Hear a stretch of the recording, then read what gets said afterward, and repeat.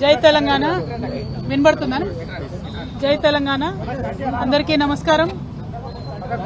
ఇవాళ గౌరవనీయులు తెలంగాణ అసెంబ్లీ శాసన సభాపతి గారు, స్పీకర్ గారు అయినటువంటి గడ్డం ప్రసాద్ కుమార్ గారిని కలిసి ఒక వినతి పత్రం ఇవ్వడం జరిగింది. తెలంగాణ జాగృతి అనేటటువంటి సంస్థ పెట్టినప్పటి నుండి తెలంగాణ జాగృతి భారత్ జాగృతిగా పరిణామం చెందేంత వరకు కూడా మేము చేపట్టినటువంటి ప్రతి ఒక్క కార్యక్రమం విజయవంతంగా పూర్తి చేయగలిగినాం. మొట్టమొదటి డిమాండ్ తెలంగాణ ప్రజల పండుగ బతుకమ్మ పండుగను రాష్ట్ర పండుగ హోదా ఇవ్వాలని ఉమ్మడి ఆంధ్రప్రదేశ్లోనే డిమాండ్ చేసి ఉమ్మడి ఆంధ్రప్రదేశ్లోనే బతుకమ్మ పండుగకి రాష్ట్ర పండుగ హోదాను సాధించుకోగలిగినాం. ఆ తర్వాత తెలంగాణ ఉద్యమ సందర్భంలో బాబాసాహెబ్ అంబేద్కర్ గారి విగ్రహాన్ని అసెంబ్లీలో పెట్టాలని చెప్పి అలుపెరగని పోరాటం చేసి ఉమ్మడి ఆంధ్రప్రదేశ్లో ఆనాడు కిరణ్ కుమార్ రెడ్డి గారు ముఖ్యమంత్రిగా ఉన్నటువంటి సమయంలో ఆంధ్రప్రదేశ్ ఉమ్మడి అసెంబ్లీలో అంబేద్కర్ గారి విగ్రహాన్ని ప్రతిష్ఠించుకోగలిగినాం.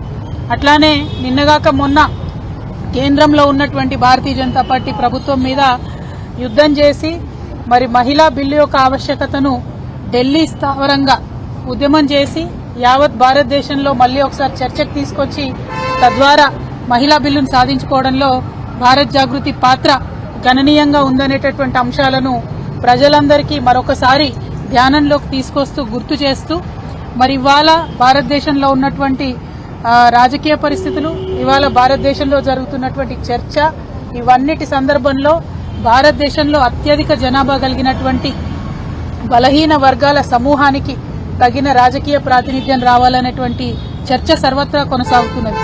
ఇక్కడ ఇప్పుడు తెలంగాణ ఎన్నికల సందర్భంలో కూడా ఇప్పుడు అధికారంలోకి వచ్చినటువంటి కాంగ్రెస్ పార్టీ కూడా 42% మేము లోకల్ బాడీస్ లో కూడా బీసీలకు ప్రాధాన్యం ఇస్తామని చెప్పడం జరిగింది.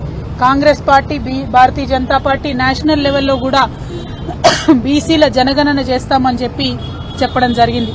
ఇవన్నిటి అంశాలను దృష్టిలో పెట్టుకుని బలహీన వర్గాలకు సమాన రాజకీయ ప్రాతినిధ్యం ఉండాలంటే, వారు ముందుకు రావాలంటే, బలహీన వర్గాలకు మరి ఒక సంఘ సంస్కర్తగా ఉండి భారతదేశ వ్యాప్తంగా అనేక ఉద్యమాలు చేసి భారతదేశంలో ఒక అవేర్నెస్ తీసుకొచ్చినటువంటి గొప్ప సంఘ సంస్కర్త జ్యోతిరావు పూలే గారి విగ్రహం అసెంబ్లీ ఆవరణలో ఉండాలనేటటువంటి అంశంతో ఇవాళ భారత్ జాగృతి తరఫున మన స్పీకర్ గారు సభాపతి గారిని కలిసి వినతి పత్రం ఇవ్వడం జరిగింది. ఎట్లా అయితే ఆనాడు జాగృతి పోరాటాల ఆధారంగా అసెంబ్లీ ఆవరణలో అంబేద్కర్ విగ్రహాన్ని ప్రతిష్ఠింపజేసుకున్నామో, ఇప్పుడు ఖచ్చితంగా జ్యోతిరావు పూలే గారి విగ్రహాన్ని మరి అసెంబ్లీ ఆవరణలో పెట్టవలసిందిగా భారత్ జాగృతి తరఫున డిమాండ్ చేస్తూ ఒక వినతి పత్రాన్ని స్పీకర్ గారికి ఇచ్చినాం. తప్పకుండా ఏప్రిల్ 11వ తారీఖు నాడు పూలే గారి జయంతి ఉంది. ఆ లోపల స్పీకర్ గారు, ప్రభుత్వము స్పందించి ఒక పాజిటివ్ నిర్ణయాన్ని తీసుకుంటారని చెప్పి మేము మనస్ఫూర్తిగా భావిస్తా ఉన్నాం.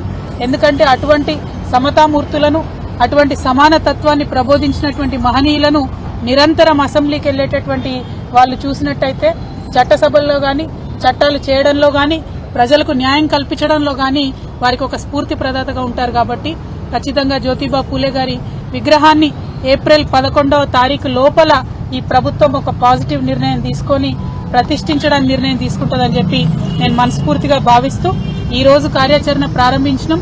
ఇవాళ నుండి ఏప్రిల్ 11th వరకు కూడా కంటిన్యూస్ గా రాష్ట్ర వ్యాప్తంగా భారత్ జాగృతి ఆధ్వర్యంలో ఇతర బీసీ సంఘాల అందరి ఒక మద్దతుతోని కూడా రాష్ట్ర వ్యాప్తంగా చర్చను లేవదీస్తాం. ప్రభుత్వాన్ని రిక్వెస్ట్ చేస్తాం. ప్రతి ఊరు నుండి, ప్రతి చోటి నుండి కూడా ఈ డిమాండ్ ప్రభుత్వాన్ని, స్పీకర్ గారిని తగిలే విధంగా మేము చేయడం జరుగుతుందని చెప్పి ఈ సందర్భంగా తెలియజేస్తూ త్వరలోనే మిగతా కార్యాచరణ అంతా కూడా ప్రకటిస్తాం. ఈ రోజు వినతి పత్రం ఇచ్చి వారిని కలవడం జరిగింది. స్పీకర్ గారు కొద్దిగా ఆరోగ్యం కూడా బాగాలేస్తే పరామర్శించడం కూడా జరిగింది. వారు త్వరగా కోలుకోవాలని, మరి జ్యోతిబా పూలే గారి విగ్రహం అసెంబ్లీలో నెలకొల్పడం మీద పాజిటివ్ నిర్ణయం వారు త్వరగా తీసుకోవాలని చెప్పి కోరుకుంటా ఉన్నాను. Thank you. జై తెలంగాణ.